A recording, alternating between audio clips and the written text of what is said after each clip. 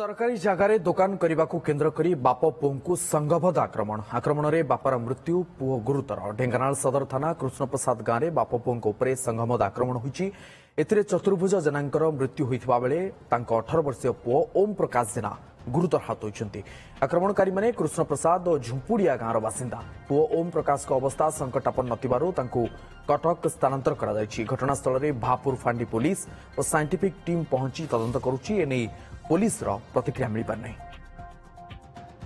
घटना होता कौन सी 4-6 मास तले से जो कुकुड़ा दुकान करने खुंट पोतुला जे ऋतु जेना हारिका आसिक बंद कले जमी सी बंद होकर रहा।